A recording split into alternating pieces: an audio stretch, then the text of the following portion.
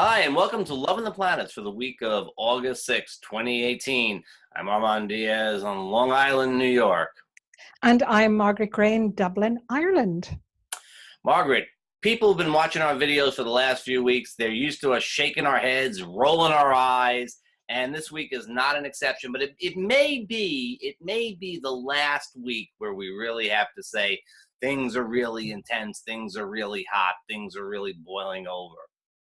Yes, it's the last of the eclipses for this season, which is really pretty crucial because having three eclipses in one season is very intense. And the last two eclipses have been incredibly intense. So the one this week, I mean, it's a new moon solar eclipse. It's a partial solar eclipse. We certainly won't be able to see it from Ireland. Will you be able to see it from New York? Do you know? No. This one is way out of the way. When you have two solar eclipses and a lunar eclipse, the solar eclipses tend to be, they're little because they're far from the nodes. So, Which is not a bad thing because eclipse, of course, in ancient times, people would say try not to be under an eclipse because the energy is even more powerful. But before we talk about the eclipses, maybe we should look a little bit at Venus because she's moving into Libra this week and making a lot of aspects. What do you think about this, Armand? And by the way, for anybody listening, you'll be writing your post on Venus in Libra on Monday, so keep a lookout for that on our Facebook page. and for anybody that's in the vicinity of Ireland, don't forget that on September 2nd, you and I will be doing a workshop together in Dublin. Just saying. What was your question? Oh, Venus and Libra. Venus, Well, yes, well, yes. Libra is one of Venus's home signs. It's her second home. It is the sign that has more to do with relationships per se. It is the sign, of course, of balance and consideration of the other. And Venus is usually very happy there. And this time through, she's got some pretty tough stuff going on. I mean, first of all, the eclipses are going to have everybody a little jangled. Uranus's station on the 7th is going to have everybody jangling already. So, when Venus gets into the sign, we're all still like, that impulsive, erratic energy of Uranus is sort of setting the tone for her time. And she's making some kind of tough aspects in the sign. So, yeah. I agree, Armand. I mean, I'm just looking here, she's going to be opposite Chiron on Wednesday. So, we know that when anything opposes Chiron, old stuff tends to come to the surface. So be prepared for maybe some old issues to do with past relationships or current relationships that you thought were buried that may come to the surface to be cleared. I mean, the good thing with Chiron it gives us an opportunity to clear them. Yeah, but I don't know if we need any more opportunities to clear out after the last few months. That's true. I would think that with Chiron and Aries, the question is very much of like where do I feel wounded? Where do I have the trouble asserting myself? And then Venus in Libra is almost sort of putting relationship demands on us. So it's that me and us dichotomy, a slightly different flavor of it. But I think that it's liable to be how does us affect me?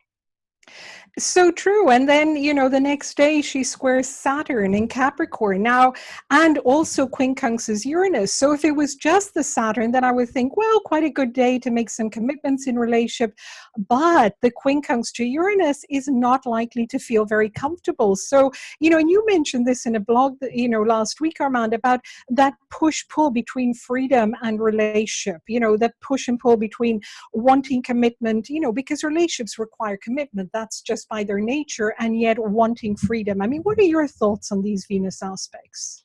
So, certainly, Venus, in her home sign of Libra, and Saturn's exaltation sign of Libra, if we want to go the exaltation route, and Saturn in Capricorn, his home sign, they really should be getting along pretty well, and it would be a time to go further. It would be a time to to look at increasing commitment, generally speaking. However, or at least coming to a decision point about it. However, with Venus quincunx to Uranus, it's still very powerful because of his station. I do feel that, and coming off of that Chiron aspect, I do feel that there's this sort of, I want to do my thing. And it's sort of like, well, we can be together as long as we're doing what I want to do. And there may be a little bit difficult, I think, to sort of have that sense of like, we're on the same page about things. Everybody wants to do their own thing. Which really is not conducive to relationships, because relationships are ideally, of course, about compromise, balance. And just to mention that Uranus going stationary retrograde for the next 5 months also brings it right back into Aries in November. So just to be aware that we're really kind of revisiting some of the changes that have been made and some of the things that were going on when Uranus was in Aries. So it's the last opportunity to do that. So that does feel a little jangly, because of course Aries is about me. It's the first sign of the zodiac. So when Uranus goes back in there, it's more of that me energy. But don't you feel, Margaret, that, sorry, I don't mean to cut you off, but sure. don't you feel that it's a little bit of the question of, is it I am doing my thing and you're doing your thing and we have a relationship, versus the relationship comes first and it dictates who we are? I think that that's sort of, those are two different ways you can look at it. Is the relationship primary or the individual's primary? And I think that that's a little bit of the sense of what's going on here. Like, we have to sort of work that out. Well, I think really bottom line is, we all have to individuate in order to be in a relationship. We all have to really know ourselves as well as we can and be ourselves, because otherwise we get lost in that enmeshment in a relationship. On the other hand, if we are too, self-absorbed in ourselves, then there isn't enough room to put a bridge across. There's no willingness to put a bridge and to compromise, because there are times when we have to put our needs aside, of course, for somebody else. But it's finding that balance, which ideally with Venus in Libra, it's possible, except for these harsh aspects. And also interesting, of course, that with the last, we've got the last solar eclipse coming up, which is a new moon in Leo, which again is, the Leo about self. However, I think the very good thing is that Leo is also the heart. So it brings us back into our heart, because I think once we're in our heart, it becomes easier to be centered in ourselves, but also to connect with somebody else, not in an enmeshed way, but in a real equal way. Well, you got two sides of Leo. You got the heart and soul aspect of it. You got the ego side too. It's which level are you taking it on? And I think folks will take it at a different place. I have to say, with those Venus aspects coming right before the new moon eclipse, that sort of pulls more towards endings than beginnings. Which is, but I mean, it also for some people will be a decision point for commitment. I think that's also true when you get, close to a new moon. It's a very powerful eclipse because of the quincunx to Pluto as well. So the last eclipse we had, the lunar eclipse, of course, was in aspect to Uranus. This one is in aspect to Pluto, and Pluto is always about major transformation.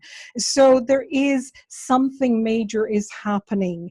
And we would really advise everybody, look at what's going on with your natal chart and look at what's going on in your composite chart. Where is this new moon eclipse landing, to see what are the areas that are going to be really transformed, and also where is Pluto landing in your composite chart right now. Yeah, very, very important. Very, very important issue. So, Margaret, after this week, can everybody just relax and take the rest of the summer off? Definitely just go walk on a beach. And that's one thing to keep in mind with these transits, like we've been saying all along. Really keep yourself grounded, try and get out, walk in nature. We need to be in our body, we need to be on this planet, because the energies are so strong. It's very easy to just be in our head all the time. Yes. And also too, as I say pretty much every week lately, it may not be about relationship. If you're feeling tense, if you're feeling sort of, don't project it onto your relationship, because it may be about other things. It may be just about yourself. And so don't assume it's the partner in your relationship. One last thing, with Uranus also going stationary retrograde, we've then got 7 retrograde planets. There's a lot of reviewing, revising. Don't be surprised if things keep surfacing from the past. Wonderful time to look at them, do a great spring clean, and then we can start afresh when the planets go direct later on. Which that's going to be a ways away, but okay. We'll hold out for it. It's been a rather backwards year, definitely. It'll get better. See you next week, Armand. Have a good week. Bye-bye.